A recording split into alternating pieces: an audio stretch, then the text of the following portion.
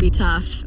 Not only the misinformation that oftentimes come with trends, but just like all the noise around those ingredients. You know, berberine had its moment, thinking of calling it nature's Ozempic and all of that. Do you have any advice for a patient or consumer on how to start? How to start to evaluate the supplements that are available? When people want to get started with supplements, you know, they don't know where to start. And, you know, as you answer that question, it would be awesome to hear, are there any like core supplements that you believe that maybe everyone should be on? I think first and foremost, you know, being able to... The views, opinions, and statements expressed by our guests are solely their own and do not necessarily reflect those of Dr. Jason Littleton or the Concierge Doc podcast. We do not endorse or take responsibility for any statements, claims, or perspectives shared in this content. Viewers are encouraged to conduct their own research and form their own conclusions. Access to the information and materials contained in this podcast is at your own risk. The information contained is presented for the purpose of educating the consumer on a variety of wellness and healthcare topics. The information. Nothing contained is intended to be instructional for medical diagnosis or treatment. The information contained is compiled from a variety of sources. The information should not be considered complete and exhaustive and should not be in place of a visit or consultation with your own primary care doctor.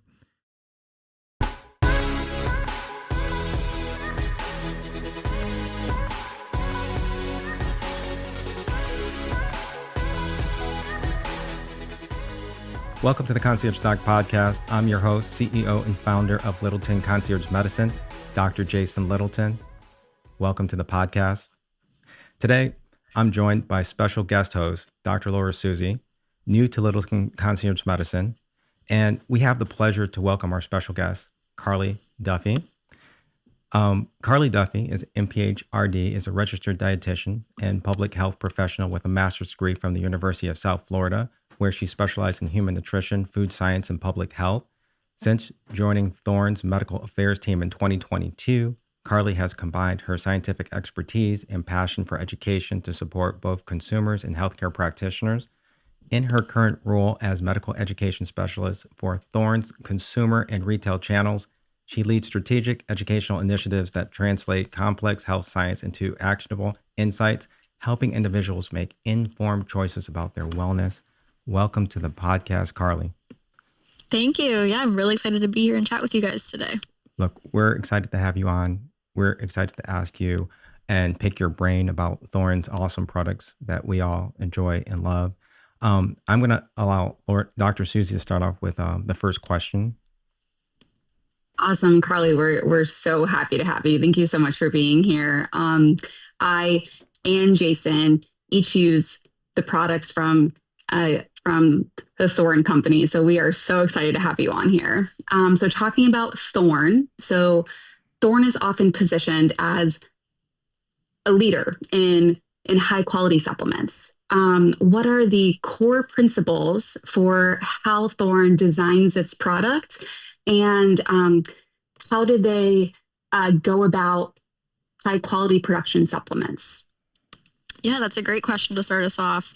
I think we have to take it back a couple of years. You know, Thorne's been around for over 40 years now and was really started with the intent of being sort of like a thorn in the side of the supplement industry, to really kind of pave our way and really set us apart as clinically relevant brand, and really high quality brand. So that's really kind of that origin story that I think we've continued on over the 40 years plus and continue to really focus on today, because we're really focusing on practitioners. That's how Thorne started. It was a practitioner only facing brand to start. And that really kind of established our name as a trusted brand, and a trusted clinical brand, especially really thinking about how practitioners could incorporate Thorne products into their treatment plans, into the ways that they're speaking with their clients on a daily basis. So when we took that practitioner-facing brand and then expanded D2C, we really continued to keep that clinical focus and just kind of expand the way that we're talking about products, the way we're educating consumers about products, to make sure that both the practitioner side and the consumer side not only could understand and really get why Thorne is different from the rest of the players in the game, but to really understand how those products can incorporate into their wellness routines with that trust that they really have with the brand. Oh, that's good. That's good. I love that practitioner focus. When we talk about quality, how do you guys define quality in supplements? How is it different from what people might find at a grocery store or pharmacy? How do people know that they're getting the best supplement for their bodies? Mm-hmm. Yeah, quality is hugely important. It's like one of the key things that we always talk about when anyone's on site visiting Thorne or talking with consumers and practitioners, different accounts. So it's something that really kind of stems from those origins as a practitioner brand, because we knew that if we're going to be really geared towards the clinical consumers and the practitioner kind of level of consumer, we really need to make sure that what we're saying has the scientific evidence to back it up. So I think that kind of the evidence-based nutrition and evidence-based supplementation kind of feeds into that quality story too. And then thinking of, quality testing and how that sets us apart as well. At Thorne, we have our 4 rounds of in-house testing. So not only just analyzing those raw materials as they're shipped in for identity, purity, things like that, but we also have 3 different rounds in process. We're testing for quality control measures, also looking at those finished goods. So testing those products after processing to confirm that product potency, and making sure that there's no microbial contaminants, anything like that. And then we're also testing at the end of the stage for shelf life and stability. So really making sure that our label claim that we're making for the ingredients and what you're expecting when you're taking these products, they're going to be continued through that expiration date to make sure that we are really providing what we're saying we're providing on that label. So that's one piece of the puzzle with quality, really doing that in-house testing process.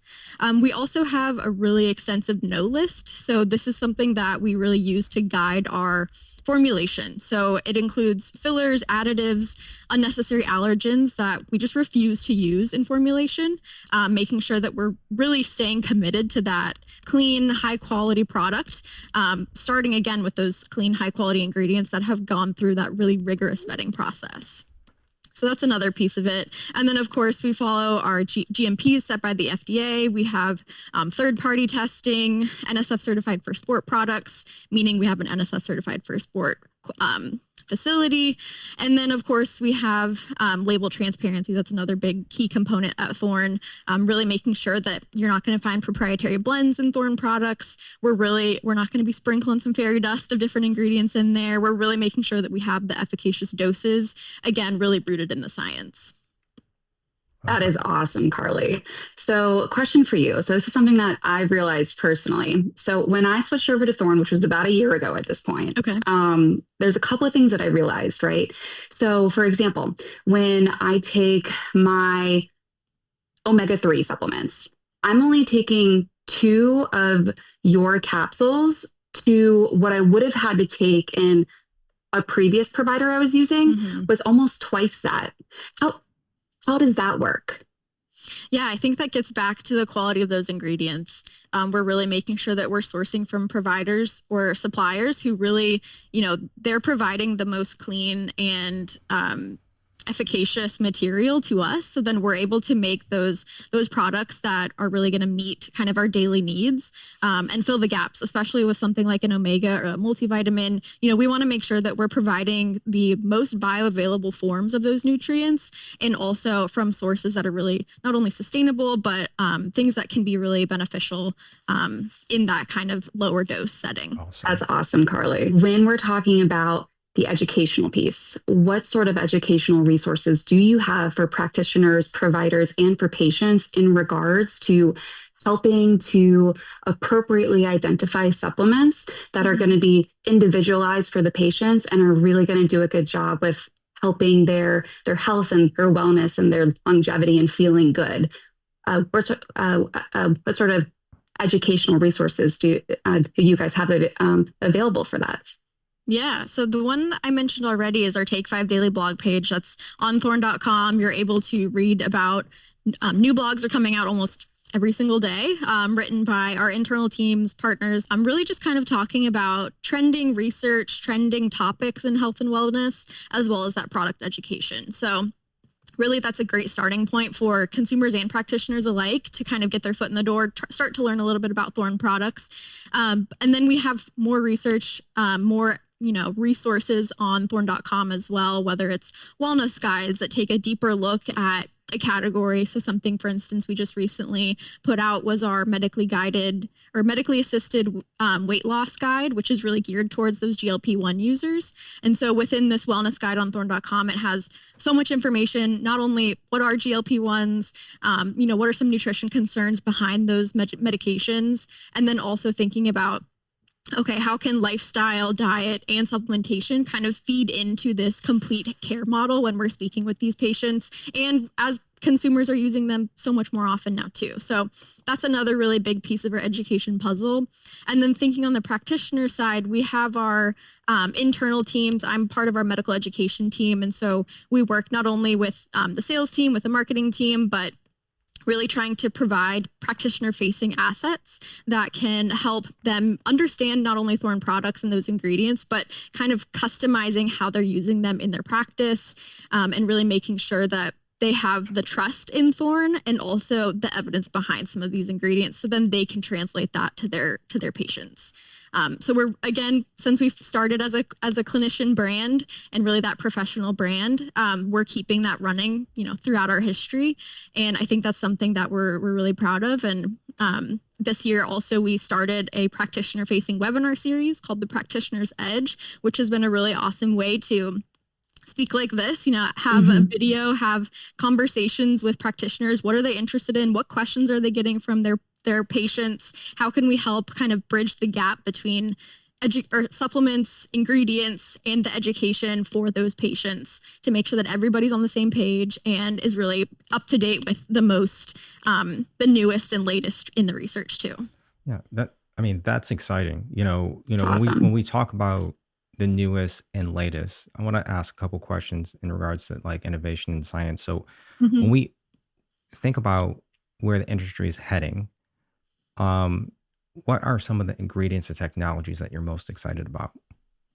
Yeah, I think innovation is such a cool topic and something that Thorne is always thinking about, because, we're always looking to be find the next coolest thing, the next coolest ingredient, coolest technology, that not only is super interesting and going to grab your attention, but also is going to have an impact, right? So really thinking about what consumers are looking for, maybe what are some new innovative ingredient combinations we can have that, again, also have the research to back it up, and really how innovation can drive our success is something we're always talking about here.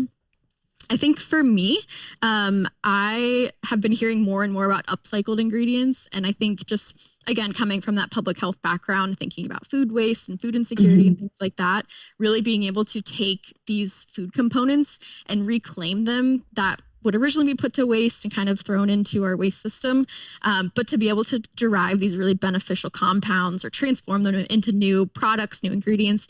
I'm seeing more and more of that recently, and I think that's really exciting and definitely I think something that we'll continue to see more of with the environmental impacts and the sustainability discussions continuing. Yeah, I love that answer. I love that. That was a great one. That's good. That's good. So, Carly, speaking of the future of wellness, right? A couple of questions. What is a supplement that, if you had to guess, would be as common in the future currently as like an omega-3 or a fish oil, a vitamin D? Okay. Ooh, this is a good one. I think creatine comes to mind. I think that's one that we're hearing so much more about. Not only, it's something that's been around for so long. It's a huge research bank of data backing that ingredient up. Really good safety profile on that ingredient too.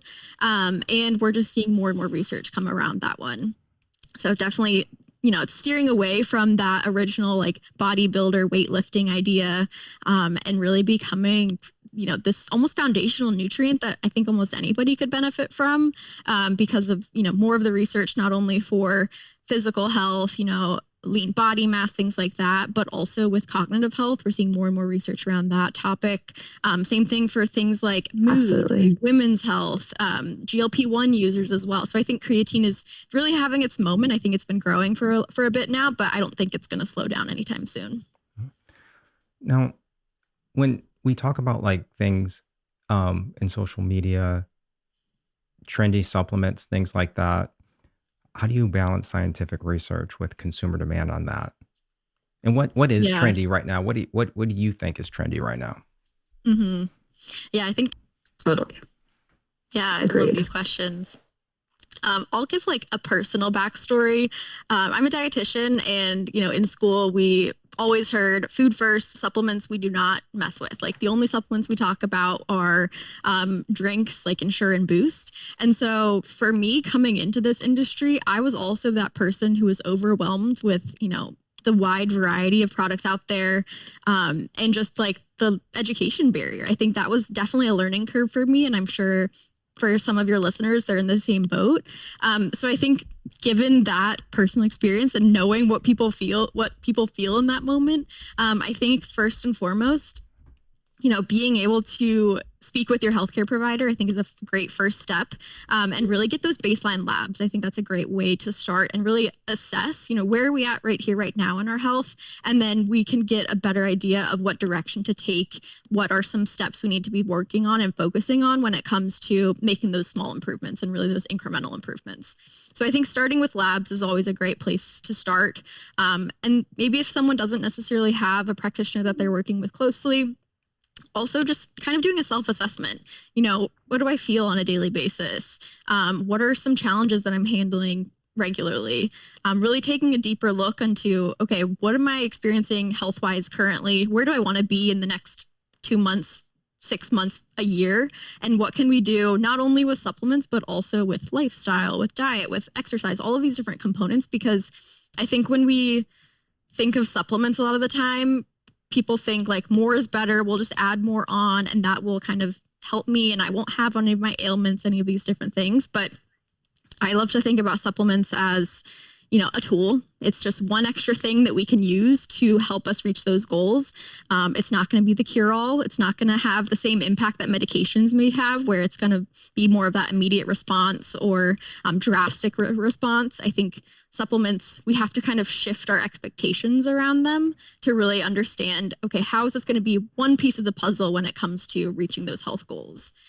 So I think that's our foundation, really establishing those expectations and looking inward and seeing, okay, where am I at now with my health? Where do I want to be, kind of thing. And then thinking about how you kind of navigate that world. I think focusing on those foundational nutrition kind of components like a multivitamin. Almost everybody can benefit from a multivitamin because we're not eating the perfect diet.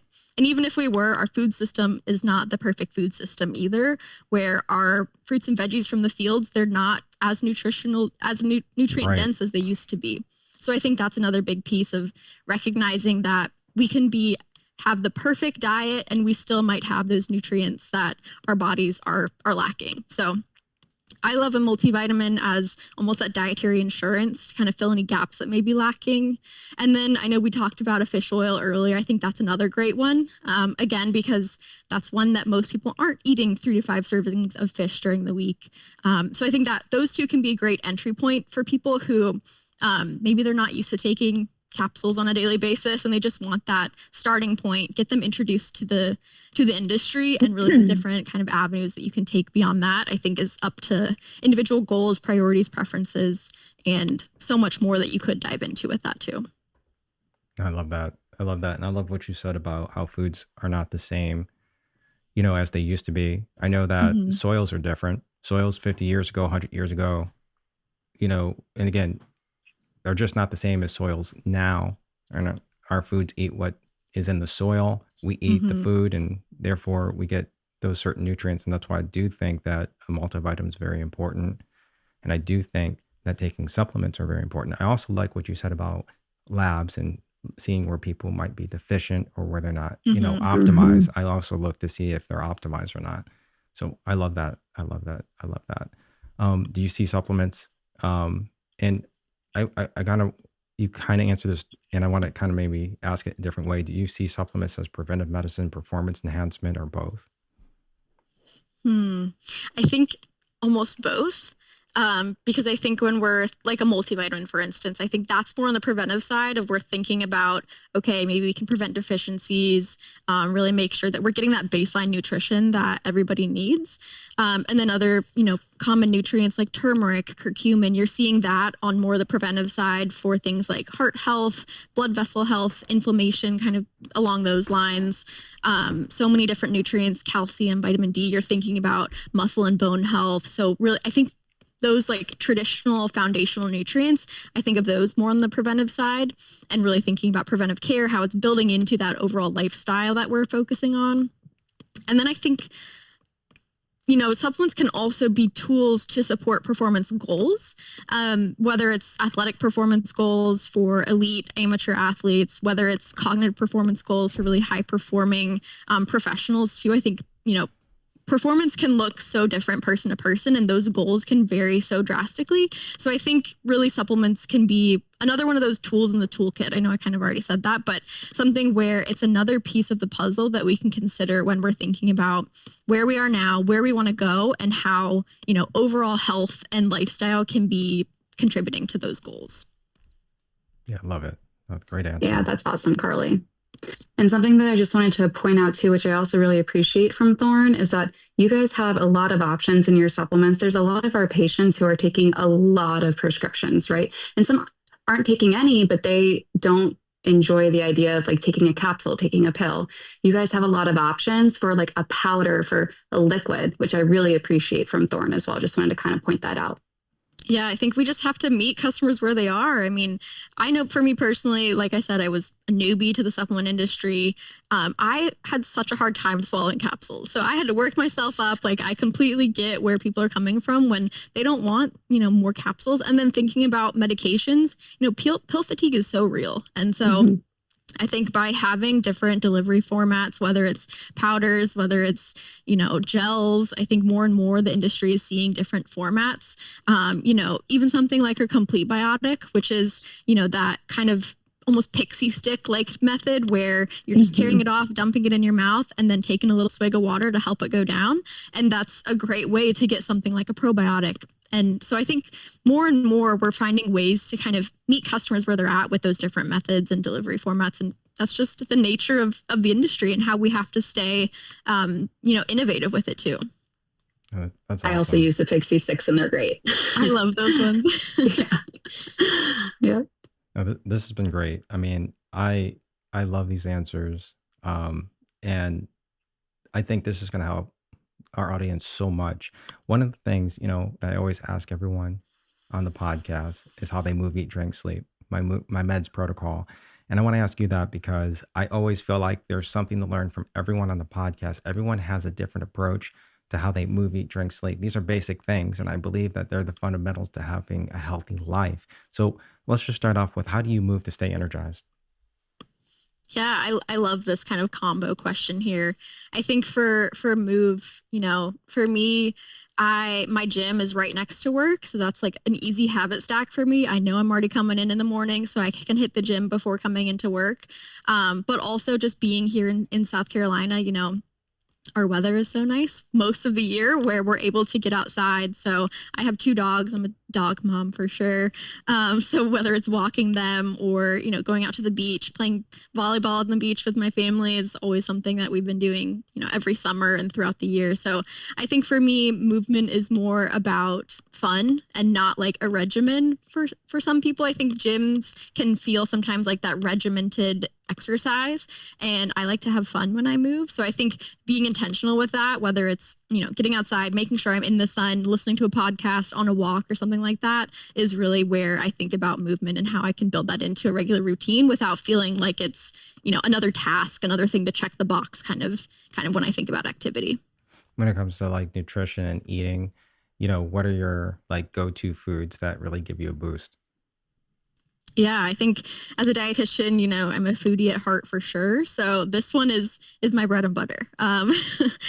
For me, foods really, when I think about energy, I think about where my energy levels fluctuate throughout the day. So I know I need breakfast. Some people, I don't know how they do it. They skip breakfast and they're great chugging through the day, but I'm a breakfast person for sure. So I make sure that I always have a protein, whether it's peanut butter toast or scrambled eggs and a cup of coffee and my banana on the way out the door. So definitely focusing on protein in the morning to start the day helps me feel like alive and awake and rejuvenated to really get the morning going. And then I love texture. So crunchy vegetables, smooth dips, a combination of different things like that is really, I love just variety. So I'm not the person that can eat leftovers or like the same meal day in, day out. So I need to change things up, try new recipes, and make sure that, we're adding a little sweet treat in there too. Yeah, I love that. I love that. How do you stay hydrated as far as the D for drinking? Oh yeah, hydration, that's huge. Water is what I'm always drinking day in, day out. I think I fill up my water bottle here at work probably 6 times a day. So definitely get some movement in there too. But for me also, I've been getting into teas more lately. I don't know if it's like just because it's been a little bit cooler this week or just trying more teas and finding more that I like. I've been really getting into those, whether it's, maybe green tea in the morning. I actually have my cup of green tea with me today. Or, trying a new black and rose tea has been super really tasty for me in kind of a mid-afternoon pick me up.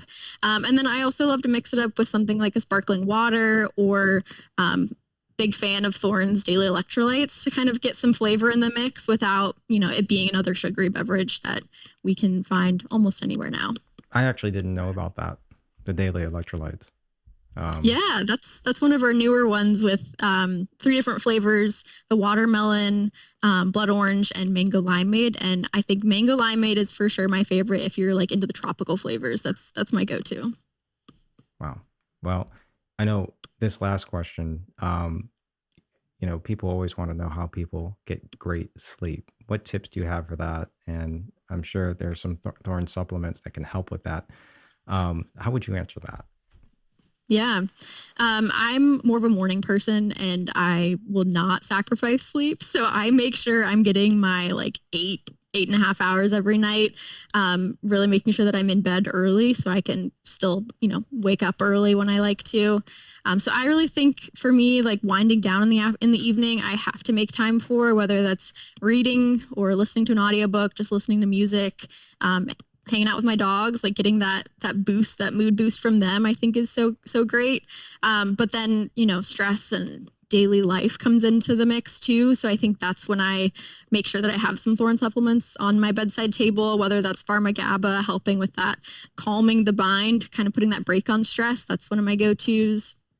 Or we recently put out our magnesium glycinate capsules, which is another great one, kind of that physical and mental relaxation. So definitely have my supplement stack at the ready for bedtime, but making sure that we're kind of setting ourselves up well for restful sleep, not only with supplement help, but in our environment and really keeping that sleep hygiene a top priority too. I love it. Those are great answers. Thank you for answering how you move, eat, drink, sleep. Those are great answers. I mean, you've been awesome on the podcast. We've learned so much.